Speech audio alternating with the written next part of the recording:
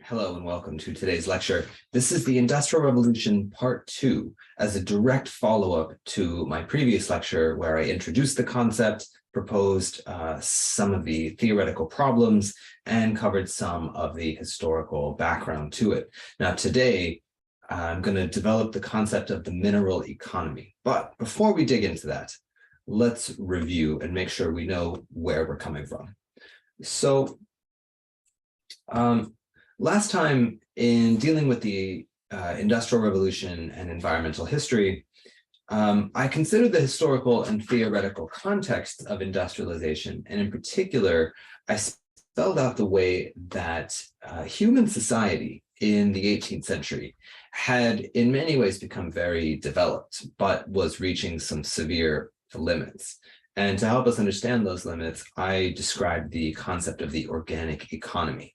So today, what I propose to do is to follow up this concept of the organic economy with the mineral economy. These are crucial terms. And if you want to understand how environmental history has examined industrialization, we need to know the difference between these two terms. And then what I propose to do today is to show how many of the limits that were so apparent to contemporaries in the 18th century were completely shattered by fossil fuels in the 19th century. Now, to give a more developed review here, the agricultural world, that is the world based essentially on farming, where farming is the central activity, this in the 18th century was probably more specialized and more commercialized than at any point in the human past. And population had already reached a historic high of about 1 billion people by about the year 1800. But there are limits. These are the limits that were so apparent to people like Adam Smith and Thomas Malthus.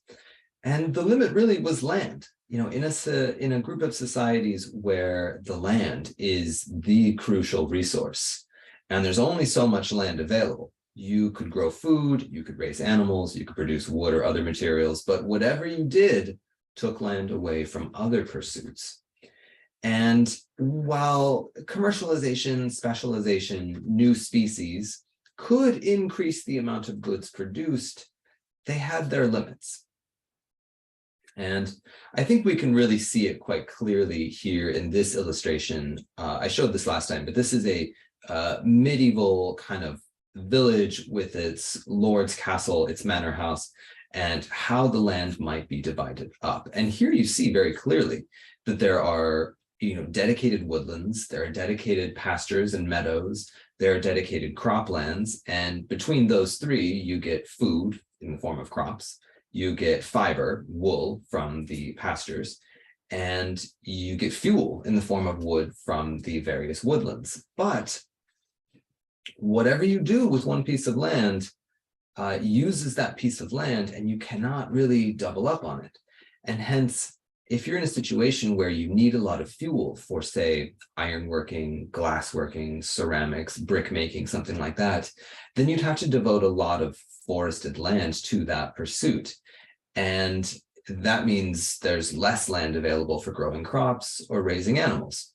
Similarly, if you decided that you had a large population, you wanted to raise a lot of food, well, you could devote all of your land to food, but that would leave you short of fibers for making clothing and other materials, and it would leave you short of fuel in the which you have to grow in some kind of forest. So this is really a zero-sum game. And the zero-sum game with the specific limit of land is really what people like Adam Smith and Thomas Malthus were zeroing in on in the late 18th century. What, of course, they did not recognize was the incredible importance of fossil fuels, that fossil fuels would come to dominate the world in the 19th, 20th, and 21st centuries. And here we've got a little illustration of oil derricks in Los Angeles from the 1930s and 1940s, just one example of how fossil fuels came to absolutely dominate our global economy. But what exactly are fossil fuels, and how do we fit them in with what we know about the organic economy? Well, remember that I proposed that an organic economy is an economy in which energy is derived from the flow of sunlight that is always striking the earth. That is, it's alive. It's growing plants, it's raising animals, it's things that rely directly on the energy that strikes the earth in the form of sunlight. However, if we were to time travel, or at least imagine going back to, let's say, the Carboniferous period, 360 to 300 million years ago, we would see a world like this with some recognizable elements. This is North America, the edge of South America is here, that's California, this sort of clump right here. And what's happening, geologically speaking, from this point forward for the past 360 million-ish years, is that some bits of life, of organic matter, mainly plants, but also, say, microscopic sea creatures, I suppose the odd animal as well, get essentially trapped inside the earth in a variety of ways, geologically speaking. And they do so in such a way that their remains don't really fully break down and decompose. And hence organic matter, especially with a lot of carbon, we are carbon-based life after all, that a lot of this sort of living carbon gets locked up inside the earth. Now, it can happen in a ton of ways. You see it a great deal in swamps, in wetlands. I'll show an illustration of that in just a moment. You see it on the bottom of the ocean. If there are ocean conditions where large numbers of oceanic microorganisms are sort of living in the water, oftentimes eating the sunlight directly, they die, their bodies sink to the bottom, and over many, many years, you can get big, thick layers of these dead microorganisms on the bottom of the ocean, where there's really not much bacteria to kind of eat these bodies, this organic matter. And then over time, it gets covered with sediment and eventually gets kind of locked up in the rocks.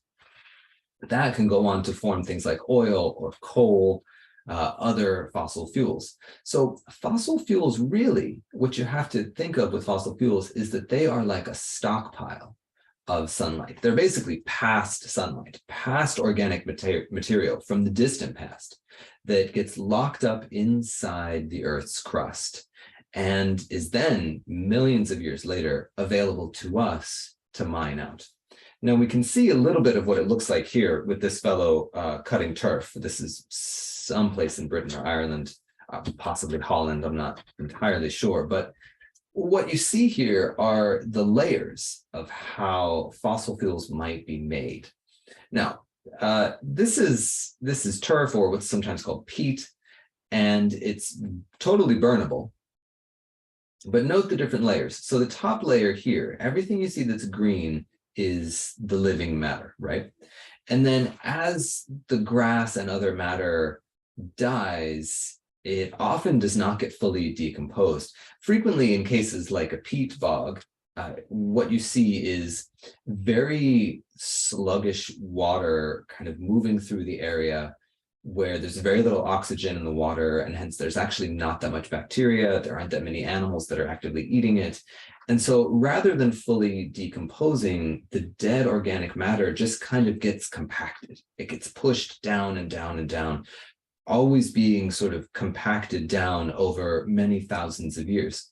This here would represent several, probably tens of thousands of years of compaction of this particular bog. Now, if you then come along and dig this up, even after only 30 or 40,000 years, there's actually quite a lot of organic material packed into these lumps, these blocks of turf or peat. You take them, you dry them out, and then they can be burned. And they burn, in many cases, better than wood. They often contain more heat energy than similar amounts of wood.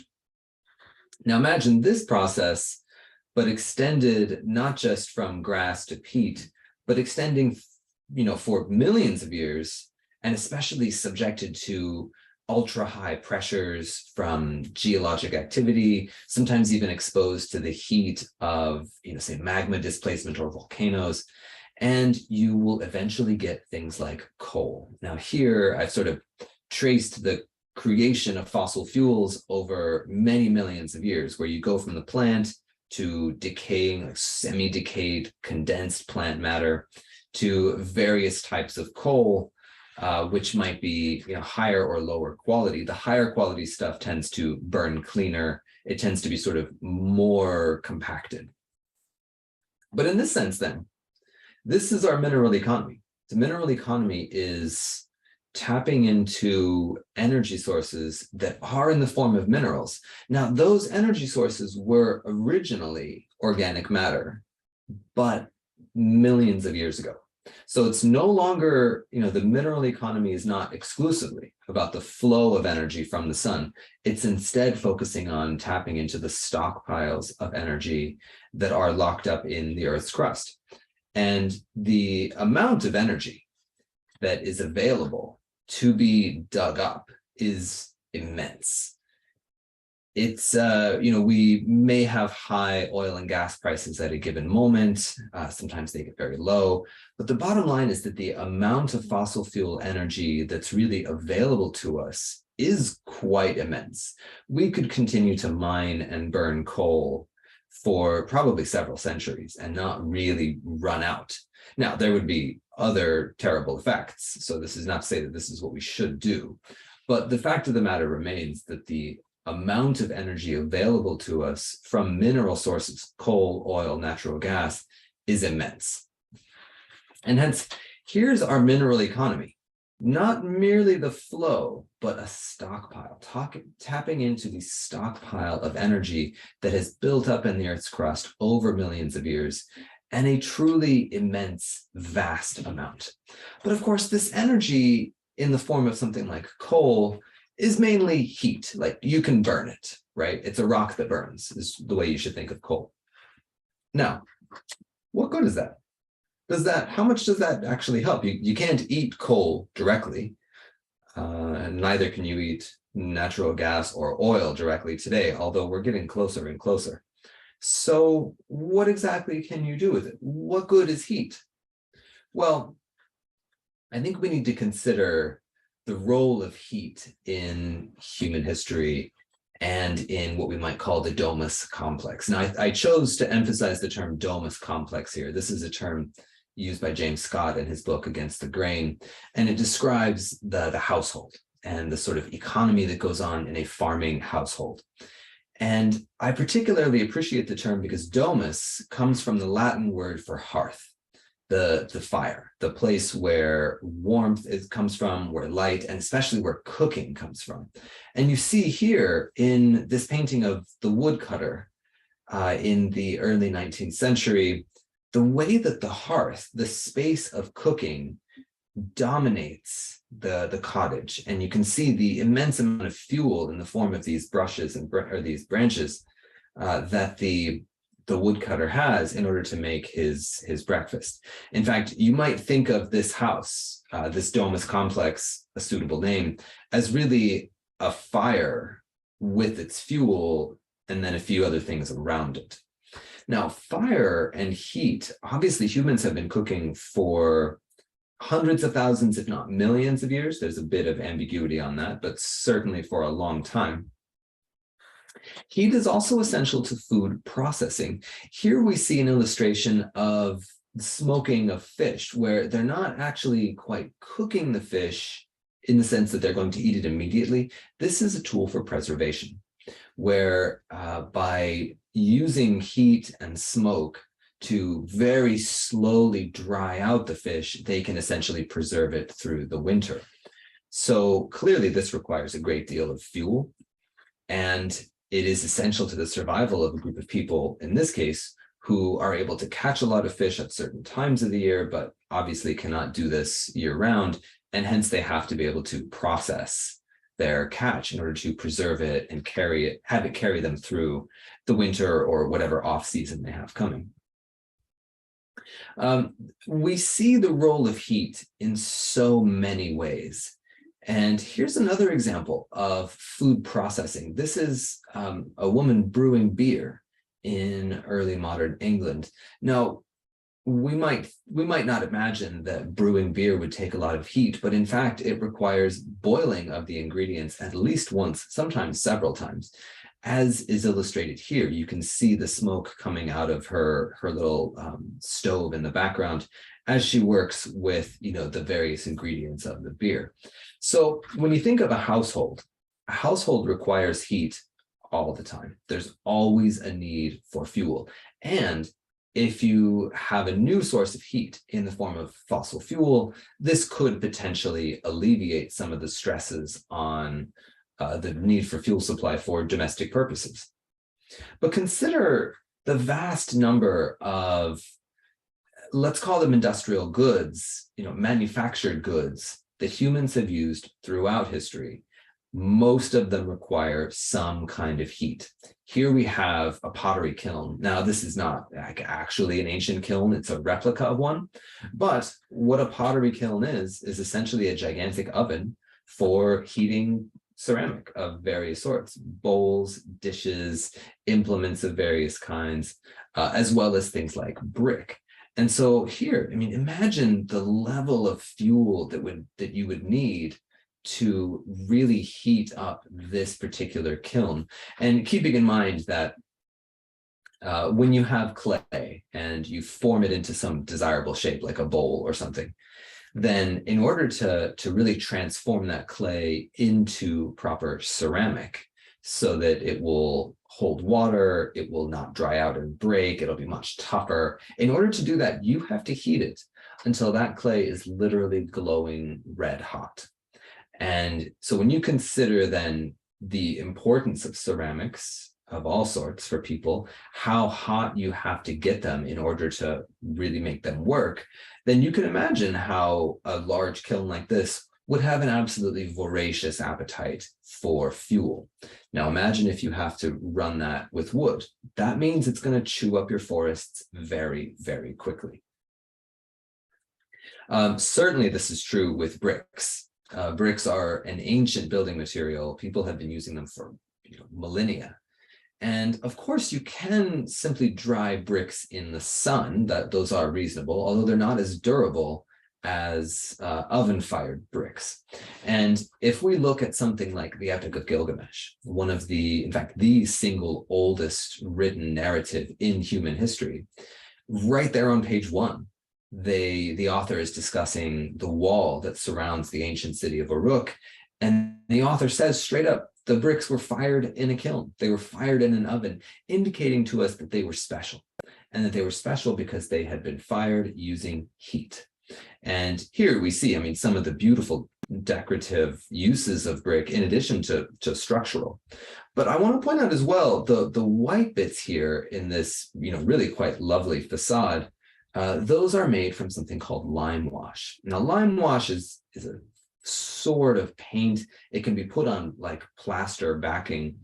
And of course, how do you make like lime wash? Like, what is lime in this sense? Well, it is limestone, which is a common stone found, in many parts of the world.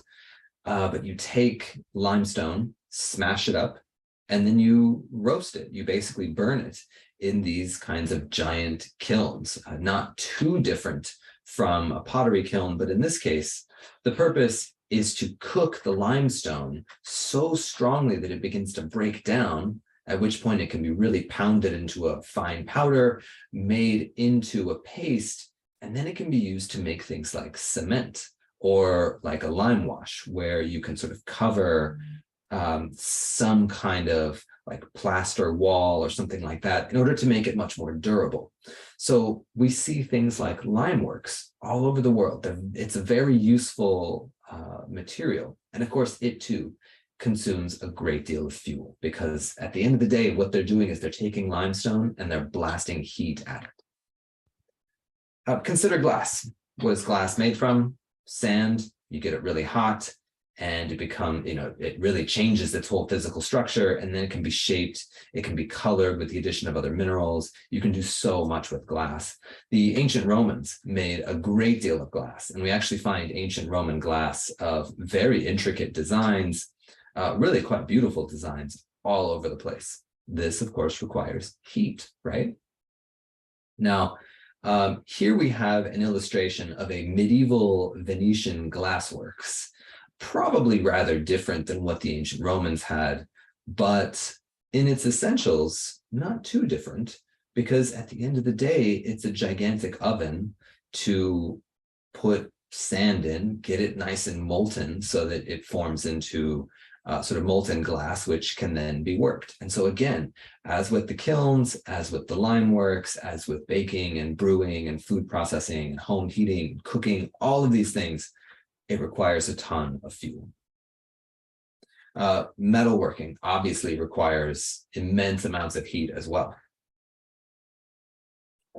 I've spoken many times in this class about the way that minerals don't show up pure. They show up bound up very tightly to other kinds of stone, which we come to call ores, right? Whether it's copper ore, iron ore, whatever. And the only way to break those stones apart and extract the pure minerals, which can then be made into workable metal, is through the massive application of heat. Here we have a medieval, what's called a bloomery.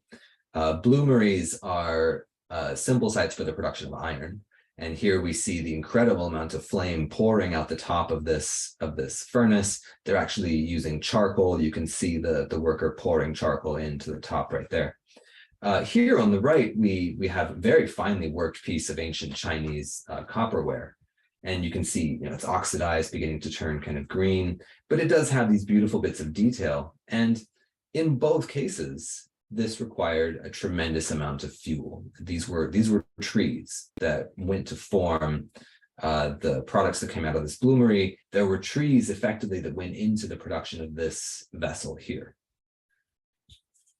So clearly then, humans do a lot of things with heat. Heat is a vital resource for us.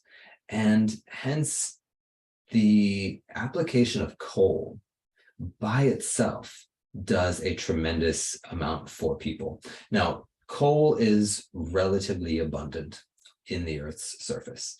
As you can see here, there are many coal deposits spread all over the world, some certainly larger or better quality than others, but coal is relatively abundant on the Earth's surface. And it's particularly abundant in England. And in fact, in early modern and especially 18th and then 19th century Britain, we see the application of coal to economic activity on a much bigger scale than at any point in human history. And I would say that that is an essential factor in the development of industrialization in the United Kingdom. So Britain is the first place to industrialize in the 18th century. It's known for its many inventions, but one thing environmental historians have really done to help broaden our understanding of this phenomena is to point out just how important coal is. And as you can see here, there are massive coal fields in Scotland, the north of England, in the Lancashire area, and especially in South Wales, where immense amounts of coal have been dug out of the earth to fuel industrial processes for centuries. Here we can actually see a very clear illustration of just how important coal was in early industrialization. So these represent different sources of energy that are available to people. Now, this chart does combine things like human and draft animal energy, which is motive power, that's motion, right? It combines it with things like coal and firewood, which are, of course, heat. So this chart is kind of taking energy and pretending that it's all completely interchangeable. It sort of is. Practically speaking, it's very difficult to do.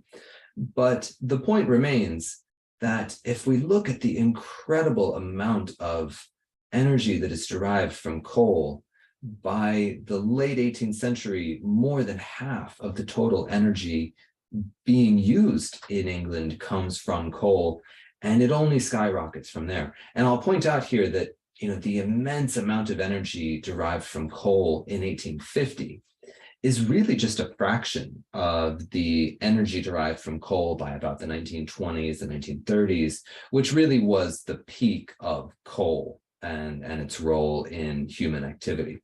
So the point here really is that the amount of energy that becomes available through the application of coal is truly immense. And we could add to that petroleum and just oil, and then natural gas in the 20th and the 21st centuries. The amount of energy available to us today is simply unbelievably larger than at any point in the past. Now, what this means then is that industrialization really is about fossil fuels. At a fundamental level, there is a profound kind of base of fossil fuel energy animating everything else about industrialization.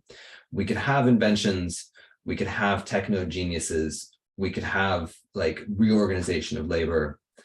All of that could make a difference, but industrialization does not look anything like what it did in history without coal. If we take out coal, we don't have anything like the same process. Now, ironically, coal mining today is typically associated with sort of tough, burly men.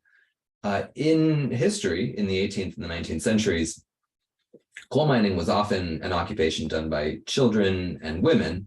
And ironically, coal mining, while it does eventually power machines, and it is a foundation for industrialization, which involves the mechanization of many activities.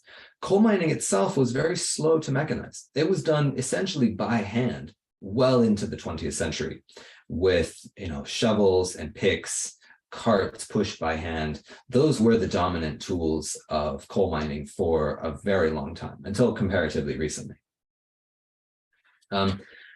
We can see here in this illustration of mines in the Black Country. This is a region of England known for its coal mines, also known for things like pottery. What I always thought was so fascinating about this image is this, I think, really captures the early industrial revolution, where we see immense amounts of coal clearly being dug up in these piles. But it's being shipped away by horse, right? That it remains a very kind of agricultural, like there is an agricultural component to it as they carry away the carts of coal with horse-drawn wagons. You see similarly these vast piles of logs back here. These are timbers that will be used to support the mine on the inside, because of course they're digging out rock, and that means that the rock above them needs support. And so there's a process called timbering, where they put up these wooden supports essentially to hold the ceiling up inside the coal mine itself. Now, think of the incredible amount of energy made available by coal, and then imagine applying that to all of the basic industrial and domestic processes I spelled out at the beginning of this lecture: cooking, brewing, glass making, the manufacture of ceramics. Here we see a 19th century German industrial kiln where they're manufacturing various kinds of roof tiles and bricks. And this is definitely using coal. And simply by having all this coal, they can produce far more brick and tile than they could have centuries before, when they relied exclusively on wood. If they had relied only on wood, they would have used up their wood supply relatively quickly. Here, they can crank out bricks as long as they have coal. The supplies of coal are so vast as to be almost limitless. They're limitless in the sense that we don't really have to plan for its absence on an individual level, or even on the level of a business. It's true, there may come a day when coal and oil are completely gone, but that day is far in the future. Here we see another example of a brickworks, and notice like the immense scale of this. So this is the brickworks in Toronto in the early 20th century. And what they've done here is dug out this entire area for its clay in order to shape the bricks themselves. Of course, this is only reasonable because they have immense supplies of coal in order to fire that clay into bricks to then go on and make buildings of various sorts. If you've been in old cities and you've walked around, you might notice how buildings built in the 18th century and before are typically stone. There's some brick, but stone is a major building material. By the time you get to the 19th century, and you can often tell 19th century buildings from previous ones, because brick really takes over. Brick becomes just much cheaper to manufacture, largely because it's coal, it's mud, and a bit of labor, and that's about it. And hence, industrial cities come to be totally dominated by brick. Now, coal itself can also be used as a raw material. And you might have heard the idea of gaslight. And so what gaslight is it's lighting using natural gas. Now, in the 19th century, they really didn't have the technical capacity to extract natural gas as we do today. But what they could do was take coal and they could sort of roast it. Like you sort of, you don't quite burn it, but you heat it at a high level. And this causes gas, methane gas, to come out of the coal, which you can then capture. This can be done in facilities that are called gas works. And once you've captured this gas, you can then pipe it throughout the city to light streetlights. This is a form of lighting possible in places without electricity, sort of before electricity, but if they have the necessary supplies of coal and fossil fuels. So here we see a man lighting a gas lamp in the early 20th century. Of course, coal itself, when you roast it to extract gas, a byproduct that's left behind is what's called coal tar. And coal tar is an absolutely fascinating substance. It can be quite toxic, but it also produces dye. German scientists in the 1860s discovered that with coal tar, they could extract various colors. And hence, in the 1860s, largely through coal tar, they began to invent virtually all of the synthetic dyes and colors that we use today to dye our fabric. So here we see the many, many colors that can be derived from coal tar. Notice as well, there's a whole bunch of other different kinds of chemicals that can be extracted, including things like ammonia, phenol, all sorts of chemicals. And so using coal as the raw material, we see from the 1860s on the development of the modern chemical industry, where very basic chemicals can be essentially manufactured out of coal, using other coal as a fuel source for this. And in this way, if we think of how you might dye clothing without synthetic dye, if you have to use purely natural dye, then you have to find sources in nature of the color blue, the color red, whatever it is that you want. You have to be able to, produce a lot of those materials, and they have to be of such a quality that they will adhere to fabric and not wash out easily or change color as it gets washed. That's very difficult. But with the development of synthetic dyes in the 19th century, having vividly colored clothing becomes very cheap, becomes almost universal as it is today.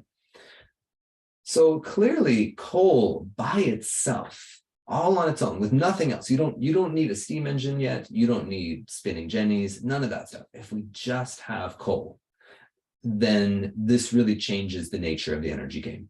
We go from an organic economy, which relies on the flow of energy from the sun and is thereby limited by the amount of land, to a mineral economy where the energy, it comes out of the earth, it's limited only by our ability to get workers to extract it.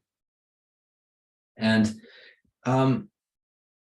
this then, I think, is the key to understanding the transformation. If we don't have this step, we don't recognize the importance of energy, then the rest of the transformations don't really make sense. And coal provided many times more energy than was available with wood over the long term.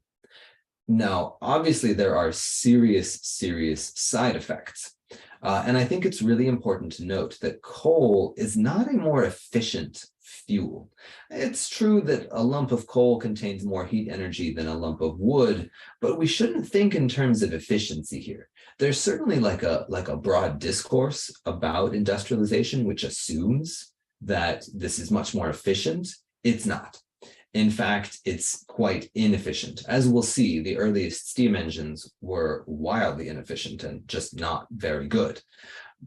But that didn't matter. And to an extent, it still doesn't matter, because the amount of energy available to us from fossil fuels is so immense that we can blast through energy all day. And at least in the short term, we don't face a ton of negative effects. Now, coal on its own, though, while it is transformative, it does not explain all of industrialization. And for that, we have to consider how energy might be transformed from one state to another. So far, I've discussed how important heat is, and I've not dealt with the way that heat can be transformed into motion. That is where the importance of the steam engine comes in, because as I will show next time, the steam engine provides a mechanism whereby general heat, wood, coal, whatever, can be transformed into motion. And if we have this immense supply of heat available to us, then the steam engine essentially allows us to transform that into virtually infinite motion. The internal combustion engine, which powers most of our cars, that is the same principle. It allows us to take the heat energy stored in petroleum and to turn it into motion of our vehicles. And ultimately, things like power plants that run on fossil fuels, these heat water to drive a turbine, which produces electricity. That gives us the ability to turn heat, fossil fuels, into electric power, which we can then apply to various devices to do all kinds of things.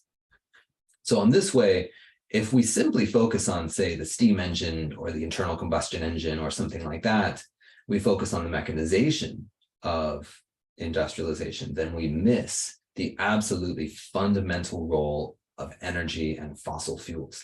And the role of fossil fuels is, of course, tremendously important. It is so tremendously important because it is this immense consumption of fossil fuels that is altering our atmosphere, that is really driving climate change to this day. Now, the role of transportation and motion and how that allows a new level of specialization around the globe will be the subject of our next lecture. But for now, that will do. Take care and have a good day.